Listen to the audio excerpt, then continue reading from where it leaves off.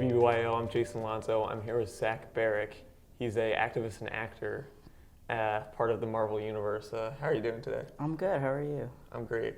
So my first question is, I'm guessing this is your first time talking to a room of 3,000 Jewish teens.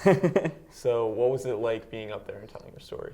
Well, it felt really good. I was I was more nervous than I've ever been. I've spoken to adults before, only to rooms half that size ever, but teens are much scarier because you're smarter than me, and I know that. And I think there's something really intimidating about trying to teach people who are constantly learning a lot faster and more because of kind of where we are in the world and the amount of urgency there is in order to keep up.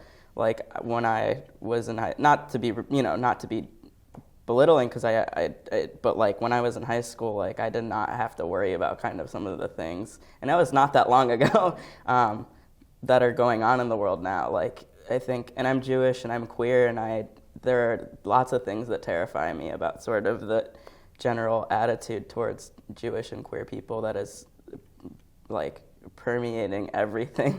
And I don't know, I think it's really intimidating to walk into a room of people that are really aware and well-informed and try to say something new and interesting, but the truth is I'm here to learn from you guys, and I'm really excited to be part of this. So it was exciting more than anything. Totally. Yeah. So as a Jewish person of the LGBTQ community, what do you want someone that's in the crowd like you to take away from your message?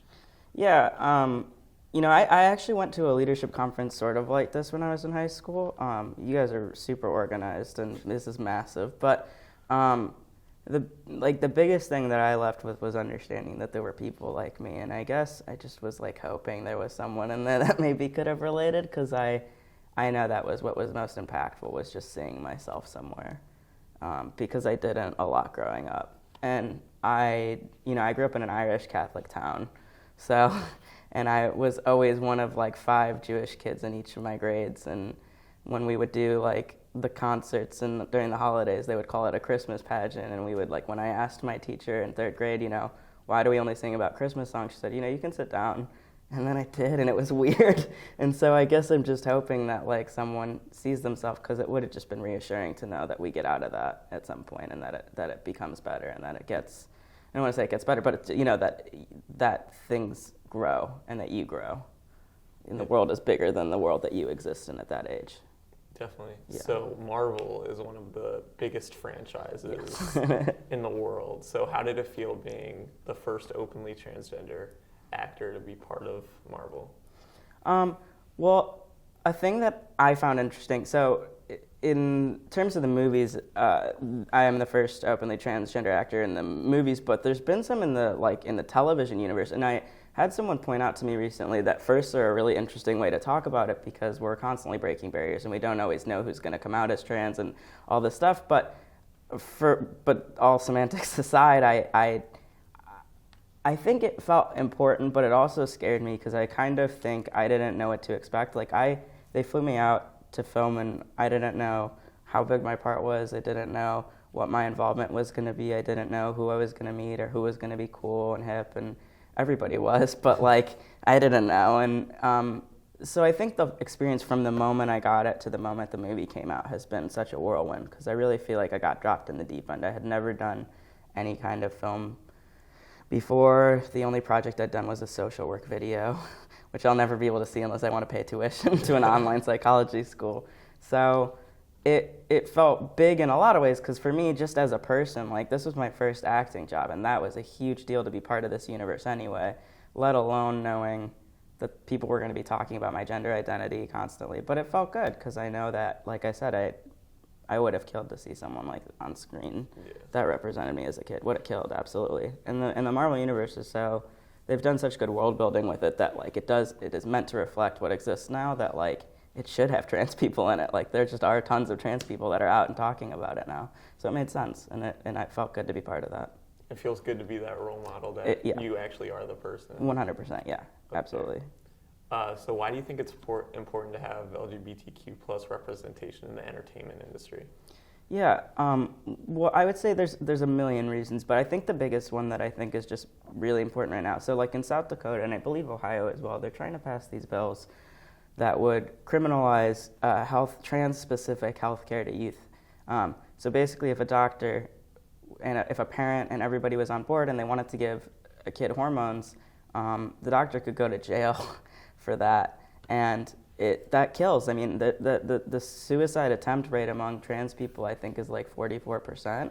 And I think if you are in one of those states and the message you're being sent by your government is we don't care about you, or we're not willing to listen to what you're telling us your needs are, not what we think your needs are, but what you're telling us your needs are, then yeah, like it is supremely important for someone to be able to turn on their television and be like, there is a place for me to go. There is a point outside, there's a world, like I said, a world that exists outside of this. But beyond that, I think it's really important for normalizing certain things and for talking about certain things. Trans women of color are murdered at a pretty alarming rate in the United States, and worldwide. But in the United States, there's consistently in the double digits every year, and part of that comes from people not normalizing it and talking about it. Like it often happens from men that get involved with trans women and then like have a reaction of sorts. But if we normalize relationships with trans people on television and people like seeing trans women as women and not somebody to ogle at, you know what I mean? And it doesn't become about how much do you look like what we experience, a woman to be in our mind, just debunking all these myths, then we're just much more likely to see a reduction in violence and an improvement in safety in general for trans people. And with regards to transmasculine people like myself, it's important just because I didn't even know we existed, that all the movies that existed before were kind of ogling at trans women. And the one movie that was about trans guys when I was growing up was Boys Don't Cry, which is a horrible story of a trans guy in Nebraska who gets killed. And it's just when that's all you see, it's very unwelcoming in terms of the world. So it's really important for that reason, I think. Yeah. So it's great that you're part of normalizing it. Yeah, I hope so. Yeah. So my last question is a question we're all wondering: what's Tom Holland like?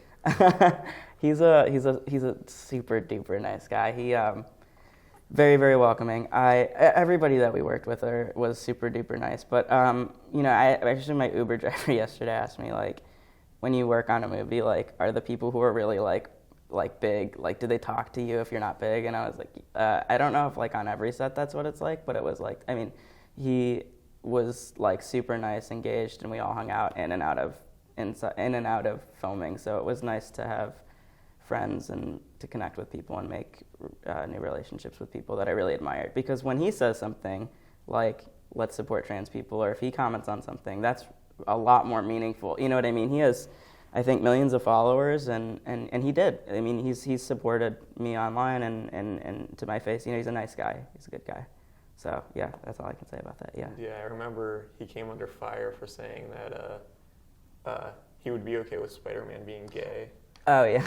Yeah. I think, I think in the age of talking about representation, a lot of people want to see people be played by people who can relate to the experiences. And I think with trans people, it's especially important because of what I was talking about.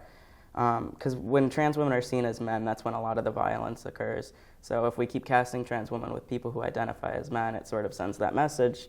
There's a lot of reasons, but also we need work. And I don't want people to take the jobs that I am qualified for when there's so few of them.